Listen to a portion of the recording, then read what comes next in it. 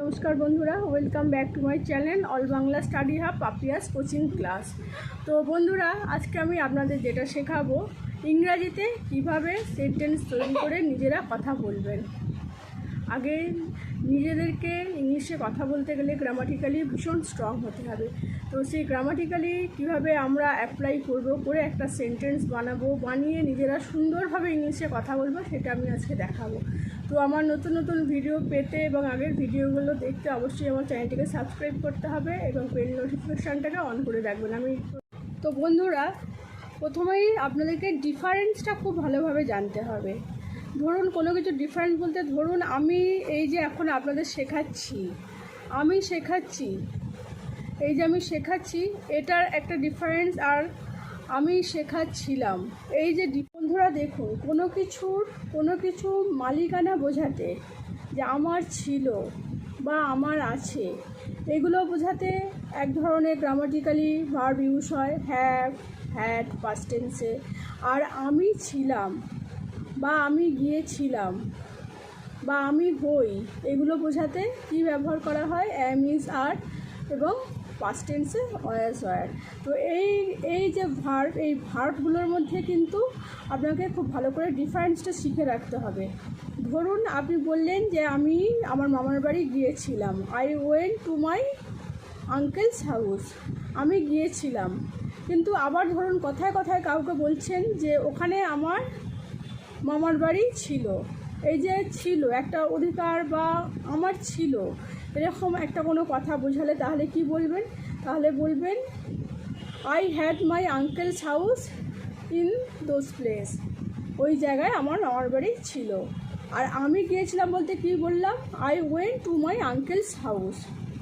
তাহলে গিয়েছিলাম আর ছিল, এই যে কনসেপ্ট, এই কনসেপ্টের মধ্যে ডিফারেন্স যদি বুঝতে পারেন, এই গ্রামাটিক্যালি ডিফারেন্সটা বুঝতে পারলে আপনাদের কিন্তু সেন্টেন্স তৈরি করা খুব সোজা হবে। আপনারা ফার্স্টে করবেন পুরো ইংলিশটাকে বাংলায় আগে তৈরি করে নেবেন, সাজিয়ে নেবেন। ধরুন আমি হই যে কোনো নাম, বা আমি হই একটা মেয়ে, আই অ্যাম এ গার্ল, ঠিক আছে? আর হয়তো কোনো কারোর বলছেন যে অমুক লোকের একটা মেয়ে ছিল, তাহলে সেটা কি হবে? তার ছিল মানে তার মালিকানা বোঝাচ্ছে। তাহলে হি হ্যাড আ ডটার বা the man had a daughter. এই যে ছিল বোঝাতে, তার মালিকানা বোঝাচ্ছে, এইসব বোঝাতে কিন্তু আমরা হ্যাড ব্যবহার করি। কেন? এটা অতীতের ঘটনা বোঝায়, সবসময় অতীতের ঘটনা বোঝায়, পাস্ট টেন্স বোঝায়, তাই আমরা হ্যাড ব্যবহার করি। কিন্তু যখনই বলবেন যে মেয়েটি একটি নার্স ছিল, হি অর সি, এখানে যেহেতু মেয়ে বললাম তাই সি হবে, সি ওয়াজ এ নার্স। এখানে কি? মেয়েটি নিজে, কর্তা নিজে হচ্ছে, যখনই কর্তা নিজে কোনো কিছু হচ্ছে তখনই কিন্তু সেটা ওয়াজ হয়ে যাচ্ছে। আর যেই কর্তার ছিল মালিকানা অর্থে বা কোনো কিছু অর্থে বোঝায় যে আমার এটা ছিল, ওর ওটা ছিল, সেই সব অর্থে কিন্তু অবশ্যই ভার্ব কি বসবে? হ্যাড বসবে। এই যে আমি এখন পড়াচ্ছি, এই যে কাজটা চলছে, ঘটনাটা চলছে, এটার জন্য আমি কি ব্যবহার করব? যেহেতু আমি পড়াচ্ছি, আমি আপনাদের শেখাচ্ছি, তাহলে ইংলিশটা কি হবে? I am teaching you. এবার যেহেতু আমি অ্যাম বসিয়েছি হেল্পিং ভার্ব, তাই মেন ভার্ব টিচ, তার সঙ্গে কি করতে হবে? তার সঙ্গে অবশ্যই আইএনজি যোগ করতে হবে। তাহলে যে জিনিসটা, ঘটনাটা আপনার চলছে, কাজটা চলছে বর্তমানে, সেটা বোঝাতে আপনাকে কিন্তু প্রেজেন্ট কন্টিনিউয়াস টেন্স ব্যবহার করতে হবে। যেমন প্রেজেন্ট টেন্সে অ্যাম, ইজ, আর মেন ভার্বের সঙ্গে আইএনজি যোগ হবে। আর যখন ওটা পাস্ট টেন্স হয়ে যাবে তখন ওটা কি হবে? অ্যাম, ইজ, আরটা ওয়াজ, ওয়্যার হয়ে যাবে। ওয়াজ সিঙ্গুলার নাম্বারের ক্ষেত্রে, ওয়্যার প্লুরাল নাম্বারের ক্ষেত্রে, আর একই ফর্মুলা মেন ভার্বের সঙ্গে আইএনজি যোগ করবে। তো এটা হলো বন্ধুরা আমি যেটা বুঝলাম পাস্ট টেন্সে। এবার ধরুন ভবিষ্যতে কোনো কিছু করবেন, ভবিষ্যতে, তাহলে আমি কি বলবো? ধরুন আমি বলছি যে আমি আগামীকাল দিল্লি যাব, তাহলে আমি যাব, এই যে লাস্টে কথাগুলো আছে, যাব, খাবো, করব, এরকম ভবিষ্যতে কিছু কাজ করা বোঝালেই আমরা কি করব? আমরা তখন উইল যোগ করব, শ্যাল অথবা উইল যোগ করব। কিন্তু শ্যালটা সবসময় ব্যবহার হয় না, উইলটাই বেশি ব্যবহৃত হয়। উইল সবসময় আপনি আই, হি, শি, ইউ সবের সাথে ইউজ করতে পারবেন, কিন্তু শ্যালটা শুধুমাত্র আইয়ের সাথেই ইউজ করা যাবে, আর কারোর সাথে কিন্তু শ্যাল ইউজ করা যাবে না।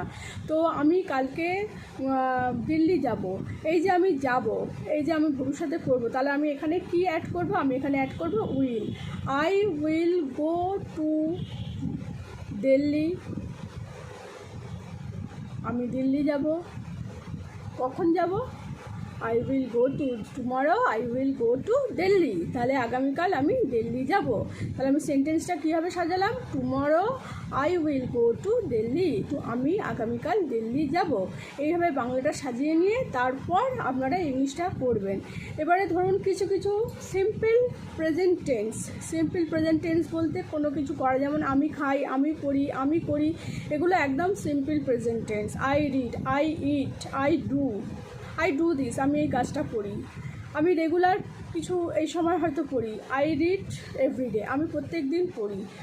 আই ইট চকলেট সামটাইমস, আমি মাঝে মাঝে চকলেট খাই। এই যে সেন্টেন্সগুলো, এগুলো কি? এগুলো হচ্ছে সিম্পল প্রেজেন্ট টেন্স, এগুলো সিম্পল প্রেজেন্ট টেন্স। আর আমি বর্তমানে যদি কোনো কাজ করি বোঝাই, তাহলে সেক্ষেত্রে আমি প্রেজেন্ট কন্টিনিউয়াস টেন্স ব্যবহার করব। এটা ক্লিয়ার? এবার ধরুন এই যে আমি খাচ্ছি, এটাও বর্তমানে চলছে, তাহলে এটাতেও আমি প্রেজেন্ট কন্টিনিউয়াস টেন্স ব্যবহার করব। কিন্তু আমার আছে বা আমার মালিকানা বোঝাতে, আমার কিছু আছে ছে বোঝাতে, তখন আমরা কি ব্যবহার করব? Have, has. আই এর ক্ষেত্রে হ্যাভ, থার্ড পারসন সিঙ্গুলার নাম্বারের ক্ষেত্রে হ্যাজ। আই হ্যাভ, আমার আছে। ইউ হ্যাভ, তোমার আছে। ইউ হ্যাভ এ কার, তোমার একটা গাড়ি আছে। বা you have a lot of toys, তোমার অনেকগুলো খেলনা রয়েছে। এই যে আছে বোঝাতে আমরা কি ব্যবহার করব? Have, has. এবার হ্যাজ হবে সিঙ্গুলার নাম্বারের ক্ষেত্রে, আর হ্যাভ অলওয়েজ আই এর সাথে হ্যাভ হয়, ইউর সাথে তো হ্যাভ হয়ই।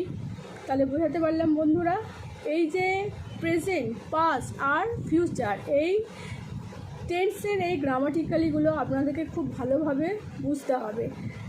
আপনারা যদি নিজেরা করেন বা যদি বাচ্চাকে শেখান, তাহলে এইভাবে শেখাবেন, দেখবেন ওরা খুব সহজে বুঝে যাবে যে তুমি এটা করছো, বা তোমার এটা আছে, বা তোমার ওটা ছিল। এইগুলো বোঝাতে আমি যেভাবে বললাম এইভাবে বোঝাবেন, দেখবেন ওরা খুব ভালোভাবে শিখে যাবে। কিন্তু আমি আমার নেক্সট ভিডিওতে এই গ্রামাটিক্যালি আরও ভার্ব নিয়ে, টেন্স নিয়ে আমি আরও অনেক কিছু আলোচনা করব। কীভাবে সেন্টেন্স বানাবেন, সেন্টেন্স তৈরি করবেন, negative sentence, positive sentence, question sentence, আমি সব কিছু কিন্তু দেখাবো।